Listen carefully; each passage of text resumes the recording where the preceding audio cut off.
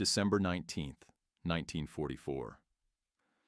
Beneath Whitehall, the war room pulsed with anxiety as Winston Churchill fixed his gaze on the Western Europe map with the intensity of a man witnessing his life's achievement disintegrate. Through the Ardennes, the German counteroffensive had carved a 50-mile bulge into Allied positions, creating the very real threat of severing American and British forces completely. Field Marshal Bernard Montgomery had just calculated that organizing a proper counterattack would require 3 weeks at minimum. 3 weeks the Allies simply didn't possess. Then a telegram arrived from Supreme Headquarters Allied Expeditionary Force. General Hastings Ismay, Churchill's military secretary, observed the Prime Minister's expression transform from grim resignation into something hovering between disbelief and reluctant admiration. Churchill read it twice, then raised his eyes to the assembled staff officers. His voice carried that familiar growl, but with an edge of astonishment that few had heard before. "Gentlemen, it appears General Patton has just promised Eisenhower he'll have 3 divisions attacking north within 48 hours. 48 hours? He paused, allowing the impossibility to sink in. Either the man is a military genius or a magnificent liar. I suspect both. What followed would become one of the most extraordinary achievements in modern military history, and it would force even Churchill, never quick to praise American commanders, to reassess everything he thought he knew about armored warfare. You won't discover these stories anywhere else. Subscribe now and never miss a new video, and drop a comment below. What fascinates you most about Patton's audacity? Or simply tell us where you're watching from today. To grasp why Patton's promise was so staggering, you need to understand what he was proposing. His Third Army sat 90 miles south of Bastogne, oriented east toward the German heartland. He was requesting permission to disengage from active combat operations, rotate his entire army 90 degrees northward, and attack through winter conditions that had grounded most Allied aircraft. This wasn't about marching a few regiments up a road. Patton commanded 6 full divisions, roughly 250,000 men, 133,000 vehicles, and 60,000 tons of supplies that would need redirection. The road network in that sector of France and Luxembourg could barely handle normal traffic. Major General John Milliken, commander of Patton's Third Corps, had been present at the December 19th meeting in Verdun when Eisenhower asked how quickly Third Army could mount a relief operation.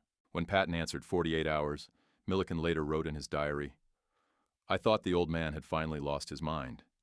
What he was proposing violated every principle of staff planning we'd been taught. The logistics alone would require a week just to calculate." But Patton had been planning this for 3 days already. While other Allied commanders were still processing the shock of the German offensive, Patton had studied the bulge forming in the Ardennes and concluded it represented opportunity, not disaster. On December 16th, the same day the German attack began, he'd called his staff together. Colonel Paul Harkins, his deputy chief of staff, remembered Patton's exact words. "The Krauts have stuck their head in a meat grinder. Somebody just needs to turn the handle. That somebody is going to be us." What nobody at Supreme Headquarters knew was that Patton had already ordered his staff to draw up 3 separate contingency plans for a rapid reorientation north. He'd had his logistics officers pre-positioning fuel dumps. He'd alerted his corps commanders to prepare for sudden movement orders. When Eisenhower asked for his timetable, Patton wasn't guessing. He was ready. Churchill received hourly updates on Third Army's movements. His initial skepticism began to crack on December 20th, when his liaison officers reported that Patton's lead elements had already covered 30 miles and secured the key crossroads at Arlon. Major General Kenneth Strong, Eisenhower's intelligence chief, sent a note to London. "Third Army is moving faster than our own intelligence can track them. Road march discipline is extraordinary. Patton appears to have planned this operation days before anyone authorized it." The British Prime Minister had spent years managing the difficult relationship between American enthusiasm and British caution. Montgomery, his favorite general, represented the careful, methodical approach. Build up overwhelming force, minimize casualties, never attack until victory is certain. Patton represented something Churchill both admired and distrusted, the aggressive risk-taking that won empires, but could also lose armies. On December 21st, Churchill dictated a message to his chiefs of staff. "Whatever one thinks of General Patton's methods or manners, one cannot dispute his results. Third Army has moved further in 2 days than we moved in 2 weeks during Normandy. There is something to be learned here about the application of armored warfare, even if it makes our own doctrine uncomfortable. That same day, German intelligence officers at OB West headquarters in Siegenberg were experiencing their own crisis of belief. Oberstleutnant Günther Angst, reading the latest intercepts of American radio traffic, reported to Field Marshal Gerd von Rundstedt, "Herr Feldmarschall, we are detecting multiple American divisions moving north at speeds we considered impossible for units of that size. Our assessment is that Patton has committed his strategic reserve." Von Rundstedt, who had fought in 2 world wars and thought he'd seen everything, responded, quote, 8. The weather worked against everyone. Temperatures dropped to 15 degrees Fahrenheit. Snow and ice covered the roads. Visibility dropped to near zero in some sectors. These conditions should have made large-scale movement impossible. Instead, Patton drove his men harder. Major General Manton Eddy, commanding 12th Corps, wrote to his wife on December 22nd. By December 22nd, advanced elements of the 4th Armored Division, Patton's spearhead, were within striking distance of Bastogne. The encircled 101st Airborne Division had been holding the critical crossroads town for 6 days against overwhelming German attacks. Their situation was desperate. Medical supplies had run out. Ammunition was nearly exhausted. Brigadier General Anthony McAuliffe, the acting division commander, had sent his famous one-word reply to a German surrender demand: "Nuts." But everyone knew courage alone wouldn't hold the position much longer. Churchill followed these developments with fascination. He had visited the 101st Airborne before D-Day, had been impressed by their fighting spirit, and now worried they would be sacrificed because British and American commanders couldn't coordinate a relief quickly enough. When his military secretary informed him that Patton's lead tanks were engaging German positions south of Bastogne, Churchill's response revealed his shifting assessment. Good God, the man actually did it. He's going to reach them.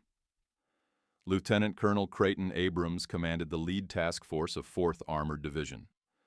On December 26th, his tanks punched through the German encirclement at Eisenhower, a small village 4 miles southwest of Bastogne.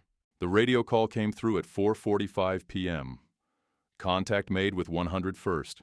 Relief corridor established. Abrams later described the scene. We rolled into Bastogne past burned-out German vehicles and dead paratroopers who'd held position until we arrived. They looked like they'd been through hell. They had been. But they were grinning like they'd just won the war. The entire operation, from Eisenhower's request to the relief of Bastogne, had taken 7 days. Patton had moved 6 divisions 90 degrees, covered 90 miles through winter conditions, fought multiple engagements along the way, and achieved his objective ahead of every timeline projected by Allied planners. He'd done it with remarkable efficiency. Third Army had captured 15,000 German prisoners, destroyed or captured 740 enemy vehicles, and inflicted an estimated 25,000 casualties, while suffering approximately 16,000 casualties themselves. Churchill received the news on December 27th during a meeting with his war cabinet. Foreign Secretary Anthony Eden recorded the moment in his diary. Winston read the telegram about Bastogne being relieved, then sat back and was quiet for several moments. Unusual for him. Finally, he said, "Gentlemen, we have just witnessed something rare in warfare. A commander who makes the impossible routine."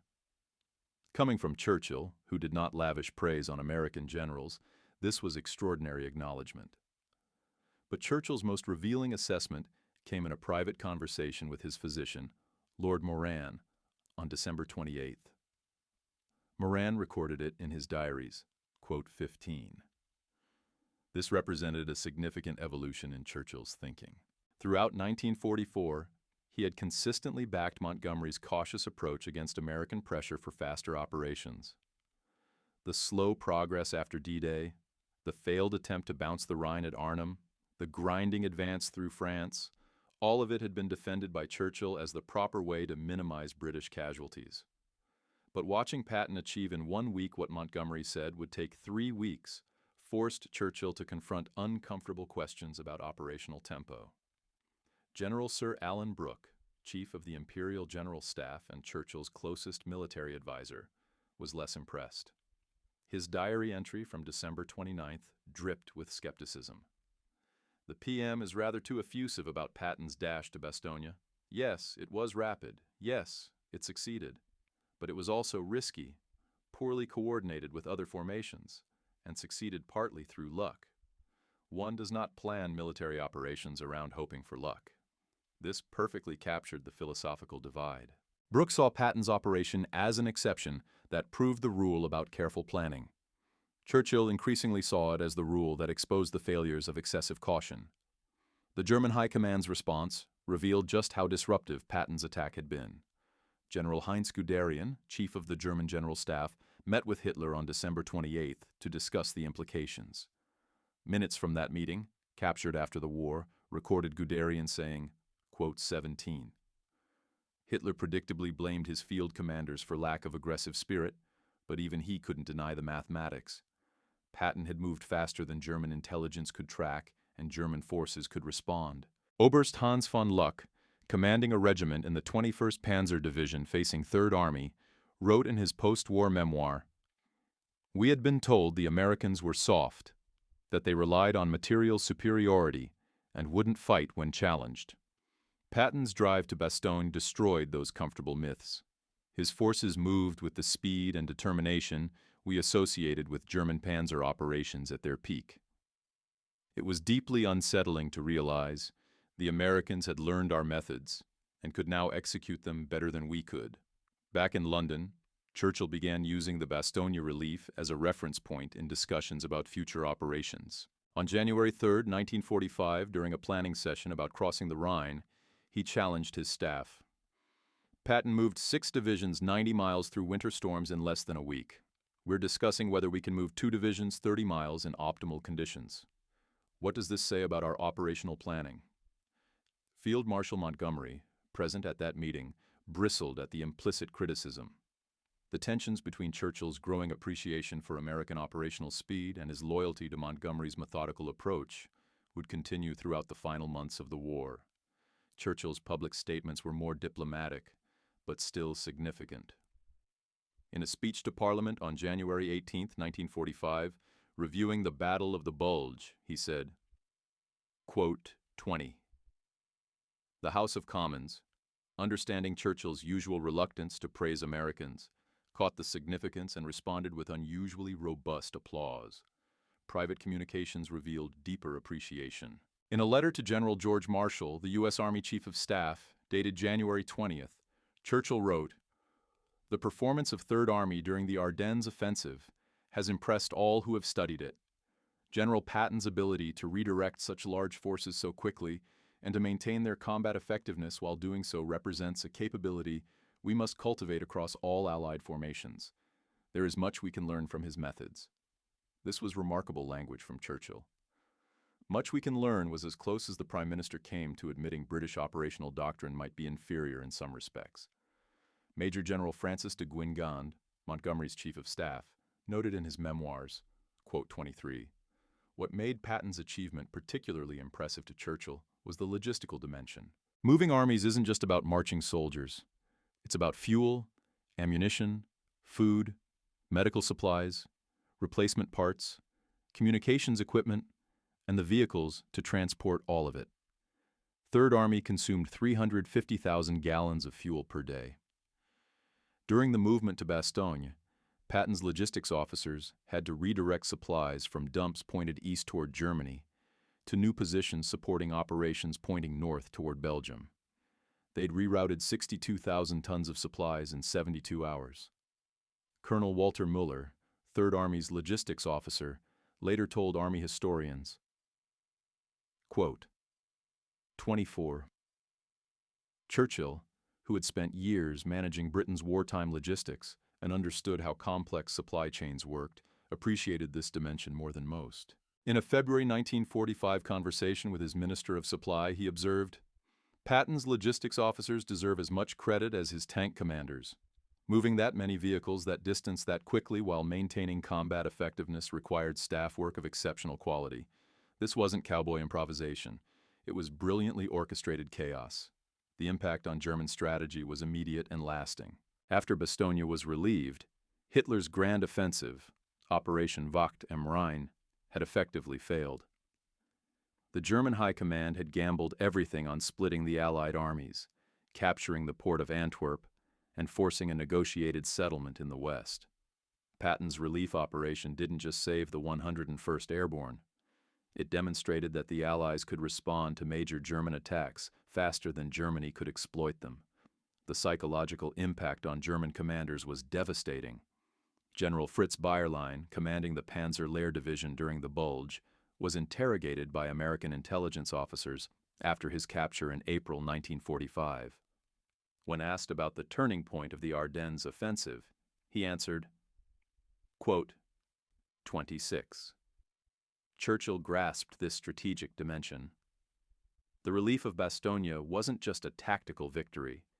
It was a demonstration of Allied operational superiority that demoralized German commanders and energized Allied troops. In a note to Eisenhower on January 28, Churchill wrote, "The speed of Third Army's movement to Bastogne may prove as significant to the war's outcome as any battle we've fought. It demonstrated to our enemies that they can no longer achieve operational surprise against us, while demonstrating to our own forces what they're capable of when boldly led." But perhaps Churchill's most perceptive observation came in a conversation with his scientific advisor, Lord Cherwell, in early February 1945. Cherwell had been analyzing the logistics data from Patton's operation and noted that Third Army had moved at speeds that exceeded what British staff doctrine considered sustainable for mechanized units. Churchill's response, recorded in Cherwell's notes, "Perhaps our doctrine is wrong. Patton proved you can move faster than the textbooks say, if you're willing to accept imperfect logistics and trust your commanders to improvise. We've been too focused on having everything perfectly in place before moving. The Germans taught us that speed matters. Now Patton is teaching us that we can move even faster than the Germans if we try." This was Churchill essentially admitting that British military doctrine, careful, methodical, casualty-conscious, might be too slow for modern armored warfare. It was a significant concession from a man who had shaped British strategic thinking for decades. The personal dimension of Churchill's assessment is equally revealing. He had met Patton only once, briefly, during planning for the Sicily invasion in 1943. Churchill's first impression had not been positive. He'd found Patton theatrical, excessively profane, and disturbingly bloodthirsty in his rhetoric. The notorious slapping incidents in Sicily had reinforced Churchill's view that Patton was temperamentally unsuited for high command. But after Bastogne, Churchill reassessed. In March 1945, he told General Eisenhower, "I misjudged Patton. I saw the showmanship and missed the substance beneath it. The man is a natural warrior of the first order. History will remember him as one of the great captains." Coming from Churchill, himself one of history's great men, this was extraordinary praise. The relationship between Churchill and Patton remained distant. They met only a handful of times during the war, and their interactions were cordial but never warm. Patton, for his part, was wary of Churchill's political maneuvering and suspicious of British strategic objectives. But after Bastogne, there was mutual professional respect, even if they would never be friends. General Sir Bernard Montgomery, watching Churchill's enthusiasm for Patton's methods, became increasingly defensive about his own operational tempo. In a testy exchange with Churchill in March 1945 about planning for the Rhine crossing, Montgomery complained, "Patton's methods work only because the Americans can afford to waste lives and material. British forces must be more careful." Churchill's response was cutting. Quote, 31. This exchange revealed the fundamental tension in Allied command. Montgomery represented the traditional British approach: careful preparation, overwhelming force concentration, minimal acceptable casualties. Patton represented a newer model: speed, aggression, accepting higher risk in exchange for faster results. Churchill, watching both approaches in practice, increasingly favored Patton's model, even though it contradicted decades of British military tradition. As the war in Europe moved toward its conclusion in spring 1945, Churchill made several public statements about Third Army's performance. The most significant came in his victory speech on May 8, 1945. While praising all Allied forces, he specifically noted, quote, 32 in private, Churchill was even more effusive. Lord Moran recorded a conversation from May 10, 1945. Quote 33. The comparison Churchill most often used for Patton was revealing. He compared him to Lord Nelson. Both were aggressive to the point of recklessness. Both achieved victories through speed and surprise. Both were personally difficult and politically problematic. And both were undeniably effective. Churchill told General Alan Brooke in June 1945, post-war assessments from British military historians have largely validated Churchill's judgment. The official British history of the war, written by Basil Little Hart, concluded, Patton's relief of Bastogne ranks among the most impressive operational movements of the Second World War. The speed and efficiency with which Third Army reoriented itself demonstrated capabilities that few would have thought possible at the beginning of the operation. Major General J.F.C. Fuller, Britain's foremost military theorist, wrote in 1948. German military historians writing decades after the war were equally impressed. General Major F.W. von Mellenthin, who had served on the Eastern Front and in North Africa, wrote in his memoir, Panzer Battles. The relief of Bastogne became a case study in military academies around the world. At the British Staff College at Camberley, it's still taught as an example of successful operational-level warfare. The key lessons identified: proper intelligence preparation. Patton anticipated the need before it arose. Staff competence. His logistics officers executed complex movements under severe time pressure. Command trust. Patton empowered subordinates to solve problems without waiting for detailed orders. And leadership will. Patton's personal determination overcame obstacles that would have stopped more cautious commanders. Churchill's assessment of Patton evolved further in his post-war writings. In the fourth volume of his war memoirs, The Hinge of Fate, published in 1950, he wrote, General Patton's drive to relieve Bastogne demonstrated that speed remains a cardinal virtue in warfare, perhaps the cardinal virtue in mechanized operations.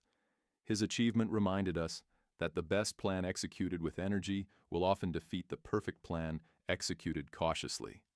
In personal correspondence during the 1950s, Churchill was even more direct. In a 1952 letter to Field Marshal Viscount Alanbrooke, he wrote, Looking back on the war, I wonder if we were too cautious in our operational planning. Patton's methods seemed reckless at the time, but his results were consistently better than those of commanders we considered more sound. Perhaps soundness is overrated in warfare. The human dimension of Churchill's regard for Patton appeared most clearly in his reaction to Patton's death. On December 21, 1945, Patton died from injuries sustained in a car accident in Germany. Churchill, upon hearing the news, dictated a statement. General Patton was a warrior in the truest sense, brave, aggressive, and devoted to victory. His relief of Bastogne will stand as one of the great achievements of American arms. The Allied cause has lost one of its most formidable champions. In private, Churchill was more emotional. Lord Moran noted, Winston heard about Patton's death this evening. He was genuinely affected, more than I would have expected given they weren't close. A great light has gone out, he said. Men like Patton don't come along often. We needed him to win the war, and we'll miss him now that it's won. The strategic implications of what Patton achieved at Bastogne extended beyond the immediate relief operation. Third Army's performance demonstrated that modern armies, properly led and supplied, could operate at speeds that traditional military doctrine considered impossible. This lesson influenced Cold War military planning, particularly NATO's development of operational concepts for defending Western Europe against potential Soviet aggression. The idea that rapid maneuver could disrupt enemy plans before they fully developed, the core of Patton's approach, became central to Western military doctrine. Churchill's recognition of Patton's achievement also reflected his pragmatic approach to leadership assessment.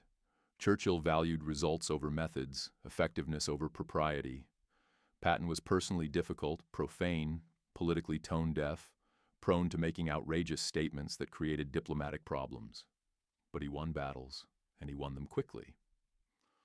For Churchill, who had spent 5 years managing a war effort where every delay meant more deaths and more destruction, Patton's ability to compress time into an operational weapon was invaluable. The final assessment came from Churchill himself in a 1953 conversation with Dwight Eisenhower, by then President of the United States. According to Eisenhower's diary, Churchill said, "If you found this story as fascinating as we have, subscribe to WW2 Gear so you never miss these deep dives into history. Hit that like button to help more history enthusiasts discover these stories, and turn on notifications so you're first to know when we post new content. Share this video with anyone who appreciates military history done right. Drop a comment and tell us, do you think Churchill was right to change his mind about Patton's methods? Or was Montgomery's caution the wiser approach? And where are you watching from? We love hearing from our global community of history enthusiasts. Remember, sometimes the impossible is just something nobody's tried yet.